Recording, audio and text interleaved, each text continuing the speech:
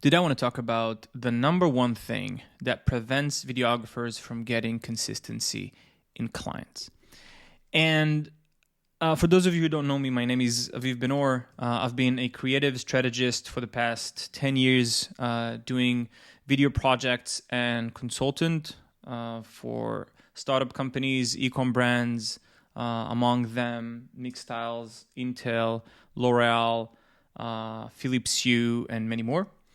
Over the years, I helped my clients make millions of dollars. I spent myself anywhere north of 200K. I should actually check the numbers in ad spend to promote my own business. And so I think my experience can help you a bit. And also I founded Film Business Master, which is an online coaching program for video production companies, helping them get clients and systemize the business. So without further ado, let's begin. First of all, let's talk about the problem. So I think that, look, for the past 6 years, I've been coaching videographers from more than 100 countries, in total 4,000 of them. Not all 4,000 is like one-on-one, of course, but a lot of them. And I can tell you without like a shadow of a doubt, like the number one issue for most videographers, no matter if you guys are from the US or Uganda, if you make $1,000 a month or $50,000 a month. Just last week I had a call with a company from the Netherlands making 50K a month. Their number one problem is inconsistency. And it's for the same guy who's making $1,000, sorry. So how do you get rid of this inconsistency of work? Our line of work is usually predicated on seasons. And when it's a low season, we want to kill ourselves because the feeling of like not knowing when the next paycheck is going to come from is very stressful. Now, I've been there myself. The only method of getting clients for me was word of mouth, like most videographers. And I think the problem it brings, it's exactly that. You don't have any predictability. And so I had a few months where I was making really good money, and then few months that went to zero, and that roller coaster kept on going. When I got to be a bit more successful and my production company made between 10 to 20K, I wasn't fluctuating at zero, but I was still fluctuating, and the fluctuation went really high. And it kills you because at some point you realize, wait a minute, is this how it's always going to be? I don't want this, And it's just something that really, when you're getting burned out and you think of it, it's like, wow, I don't want to live the rest of my life like this, chasing clients and all this. And so it got me thinking, and I'm telling you what I'm telling my past self right now. All those people who are telling me, including me, I don't have consistency in work. What I notice is, do you have consistency in marketing? I'm asking. And then they go, none of them do. Yeah, you reach out to clients every now and then, but let's be honest, guys. Most of you watching this video right now are probably like waiting for the phone to ring because of your portfolio and the word of mouth and clients and whatever, network. But it's not a strategy. Show me a successful like $1 million company that is predicated on like word of mouth. It's not happening. And so I know you don't want to build a multi-million-dollar company, okay? But even so, guys, if you don't have consistency in marketing, how can you expect consistency in income? If you don't have consistency in marketing, how can you expect consistency in income? That's the basic principle we got to talk about in this video today. Wait a second. So I'll try to keep it short. Look, first of all, it's understanding the problem, right? If you're not consistent in marketing, you don't have consistency in income. Great. Now the question is, okay, so what are the options? What are the options for marketing, and how can you make it consistent so you can be predictable with your income? And so there are many ways. I won't go over everything. I'm going to talk to you about what I tried. Okay, so we're going to talk about the basic, which is cold outreach through various methods, and then running ads, which in my opinion is the best use of your time and money, and I'll explain why in a second.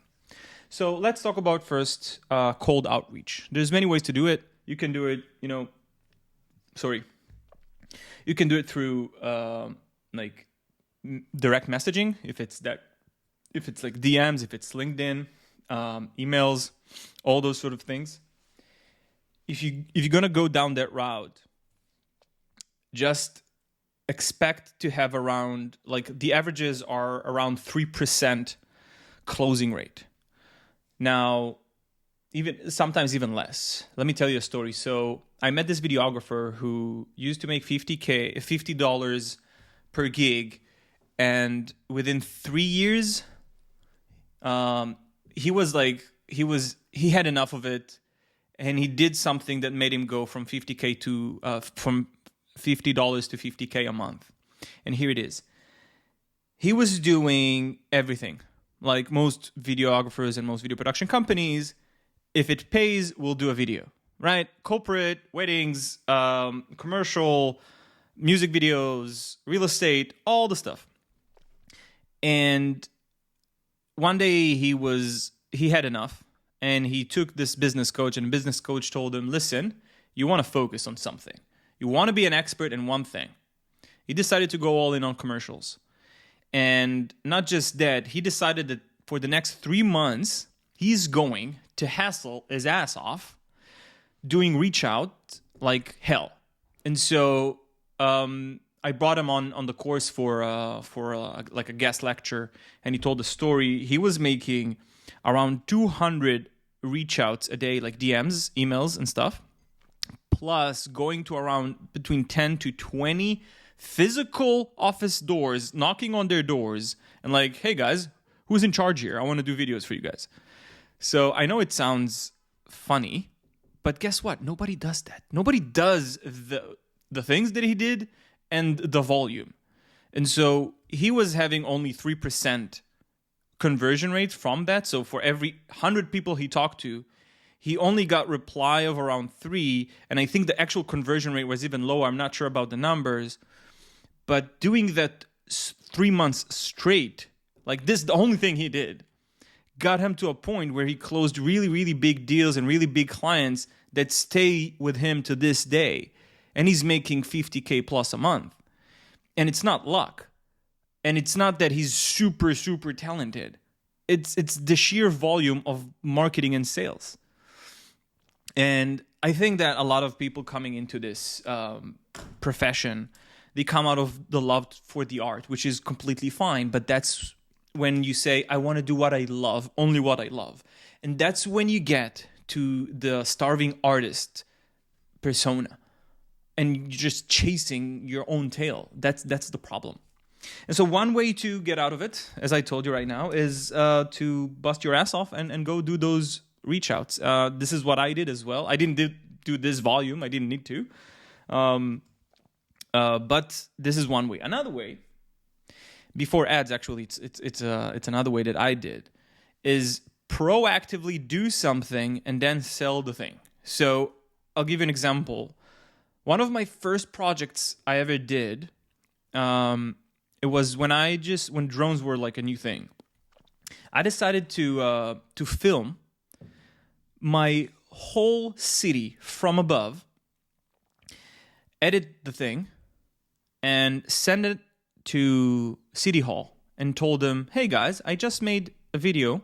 I don't want you guys to pay me anything. If you like it and want to upload it, that's great. Just please tag me. And they were super stoked about it because, drones were a new thing. It's the first time they see this city in such a beautiful way, and they loved it. They uploaded the video. They tagged me. The video got 20,000 views, which back in the day was a lot, especially from City Hall page on Facebook. I mean, come on. And they invited me to the offices and even got me a meeting with the mayor, which he was late, and actually I didn't meet with him. Anyway, they invited me into their offices, and they told me, look, we loved it so much, we want you to make a video for us. And that was actually the first time I did like a full production thing. I didn't know how to shoot. I didn't know how to edit. All I knew is like, I love videos and I can do it for you guys. And so that was actually one of my first gig. I was paid $3.5K. I hired a videographer. I hired an editor. I hired a producer, and we went and did the thing. Anyway, what I'm trying to say is like another way you can do that is by being proactive. But what's important here is consistency. So if you're going to use this method, it's going to take you a lot of time, but you want to be consistent, like do it once a month at least. Okay, so that's the second method. Let's now get to the third method, which is, wait a sec. Okay. The third method, which is my favorite, and what I should have done from the get-go, is running ads. And here's why. So, let me see how much time I have. I have a meeting in 20 minutes. Okay. So, why running ads? Let's talk about how ads work first so you can understand. Contrary to reaching out, ads are a pull strategy. They pull, they don't push. What I mean by that, they attract the clients that got interest in what they saw in the ad, right? It's like, just for example, are you a e-com brand doing 50K a month? This is for you, blah, blah, blah, blah, blah. And so when a client that answers this criteria watches the ad and actually interested in video production sees that, this is like, I need that service. They come to you. They put their details and they tell you, hey, mister, I want your services. Versus outbound, which is like, hey, do you want our services? So it's a completely different mindset and makes the whole sales process way less salesy for you. I know how many of you guys really hate being salesy. And I completely understand that. And this thing really helps it. So ads are the pull strategy, which is bringing clients to you.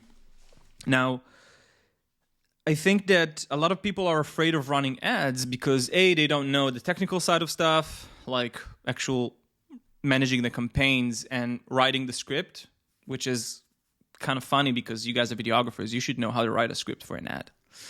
But if you don't know, there's many ways and places you can learn this. Hint in my program.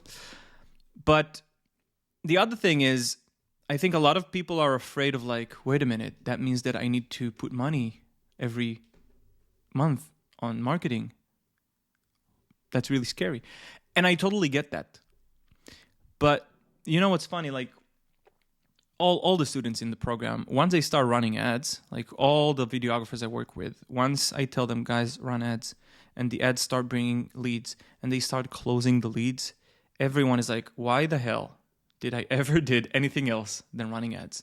Like people come to me, all right?